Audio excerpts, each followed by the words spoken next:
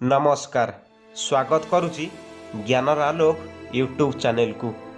यह हेउची एक अत्यंत गुरुत्वपूर्ण भिडियो। यह भिडियोटी को प्रत्येक मनीष ध्यानपूर्वक हिसाब से एक सुंदर कहानी टी एक अमूल्य शिक्षा बोली भावी श्रवण करने उचित, कारण यह भिडियोटी आपण जीवन सहित आपणकर प्रत्येक मुहूर्त यह काम्य बोली मोर आशा और विश्वास। यह भिडियोटी आपणक भितर थिबा धैर्यर गुप्त शक्ति सहित जड़ित, कारण ए विश्व में एमिति कौनसी पशुपक्षी नहीं जे धैर्य और कर्म बिना बंची।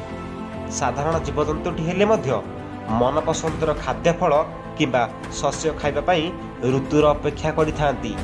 से मनीष हेउ किंबा गोटे छोट जीवजंतु, समस्ते जीवन में निज जीवन बंचाइबा पई किछि ना किछि कर्म और धैर्यर आशाबाड़ी होइथांती।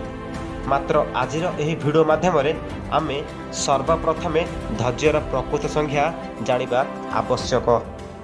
आम समस्तक जीवन में केतथर एमिति होइथाए, आमे लक्ष्य स्थलर बिल्कुल निकटतर होइथाउ, किंतु अचानक आमर मार्ग जमिति बंद हो जाइथाए, अन्यथा आमे भ्रमरे फसी जाइथाउ। बेले बेले आमे एही भ्रमरे फसिकी निजको हार मानि जाइथाउ। केबे केबे एही भ्रम को ही निजर लक्ष्य भावी देइथाउ एवं प्रत्येक स्थिति रे आमर लक्ष्य आमठू दूरे जाइथाए। वर्तमान प्रश्न उठिछि कि एपरि परिस्थिति रे कौन करा जिवो, एवं एहार उत्तर हेउछि धैर्य। मन जेबे अधीर होइथाए सेतेबेले भाबिबा एवं बुझिबार क्षमता अंध हो जाइथाए, भ्रमर माया जाल रे फसी जाइथाए और शेष में निजको दुर्बल मानि थाए। मात्र जोठारे धैर्य रक्षा द्वारा मन शांति रही थाए। ए भ्रम रूपक माया जाल बाहरी निज लक्ष्य को देख, एथिपाई आमको धैर्य धरिबा शिखिबाकु पड़िबो, जहाँकि बहुत बड़ शक्ति एवं प्रकृत वीरत्वर परिचय हेउछि धैर्य।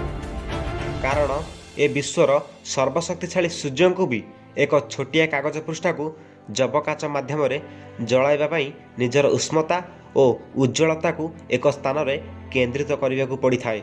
एही भली आपण जेते भी मेधावी आउ योग्य हुंतु ना कहीं, किंतु जे पर्यंत आपणकर मन मस्तिष्क एवं प्रचेष्टा एक दिगरे केंद्रित न करिवे से पर्यंत सफलता मिलिबो नहीं।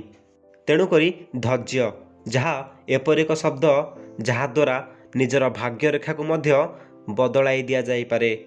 धैर्य द्वारा सबु असंभव कार्य मध्य संभव होइथाए। मात्र जोठारे धैर्यर अभाव थाए सेठारे प्रकृत वीरत्वर प्रमाण न थाए। धैर्य विहीन मानव पुरुष नुहे गोटे का पुरुष, सेहीपरि धैर्य विहीन नारी गोटे नारी नुहे, से हेउची गोटे राक्षसुणी। मात्र दुखर विषय आजिर आधुनिक जुगरे समस्त मानव जाति और विद्यार्थीगण निजर धैर्य को आयत और संयम न रखी पथभ्रष्ट होइछंती। तेणु ताकरी पाई आज मु ज्ञानर आलोक यूट्यूब चैनल माध्यम रे धैर्यर महत्व और धैर्यर गुप्त शक्ति संबंध में वास्तव तथ्य खोलिबा को जाउछि। थरे गोटिए ग्राम रे दुई जन भल सांग पिलाटी दिनरू उभय पाठ पढ़ी आसुथिले। सेमानक नाम थिला राम और रूपेश। उभयंकर चिंताधारा थिला समान, अध्ययन क्षेत्र में उभय मेधावी। मात्र जेतेबेले उच्च शिक्षा निमित्त कॉलेज को गले रामर चिंताधारा रे परिवर्तन हेबाकु लागिला। से रूपेश को कहला, ए रूपेश देख देख से पिलाटी केमिति दामी बाइक नहीं कि कॉलेज आसुची। खाली एते कि नुहे, फेर कहूची, ए रूपेश देख देख से पिलाटी केमितिका दामिका फोन धरिची। मात्र रूपेश ता उपरे विरक्त हो कहला, राम तू शुण, पाठ पढ़ आउ गोटे भल चाकरी कर, निश्चित आमे आठारू आहरी भल दामिका बाइक और मोबाइल फोन धरिबा। मात्र अधैर्य राम रूपेशर कथा को तिले मात्रे खातिर न करी निज कॉलेज को 2 वर्ष बंद करी पैसा उपार्जन क्षेत्र में लगी पड़ी जेकोसी कार्य। पुनश्च 2 वर्ष पर राम कॉलेज को एक भल बाइक और मोबाइल फोन धरी प्रवेश करिछि एवं दुष्ट पिला सह मिसी रूपेश को भूली जाइछि। ମାତ୍ର ଧୈର୍ଯ୍ୟବାନ ରୂପେଶ ତାର ପରିଶ୍ରମ, ଉତ୍ସର୍ଗୀକୃତା ଏବଂ ଆତ୍ମନିର୍ଭରଶୀଳ ବଳରେ ଜୀବନରେ ସଫଳତା ହାସଲ କରିଛି। ମାତ୍ର ଦୁଃଖର ବିଷୟ, ପରବର୍ତ୍ତୀ ମୁହୂର୍ତ୍ତରେ ରାମକୁ ବ୍ଲଡ୍ କ୍ୟାନ୍ସର ଜନିତ ରୋଗ ହୋଇଛି ଓ ସେ ପୁନଶ୍ଚ ରୂପେଶ ନିକଟକୁ ଆସି କହିଛି, ଏ ରୂପେଶ, ମୁଁ ହେଲି ତୋ ପିଲାଦିନର ବନ୍ଧୁ। ତୋ ସହିତ ଯେ ପିଲାଟି ଦିନରୁ ବନ୍ଧୁତା ସ୍ଥାପନ କରି ପାଠ ପଢ଼ି ଆସିଛି, ମାତ୍ର ମୋର ଅବୁଝା, ମୋର ଅଧୈର୍ଯ୍ୟ, ମୋର ଅଜ୍ଞାନପଣ ଯୋଗୁଁ ମୁଁ ଠିକ୍ କଲେଜ ଲାଇଫ୍ରେ ହିଁ ମୋ ଜୀବନକୁ ବର୍ବାଦ କରିଦେଲି।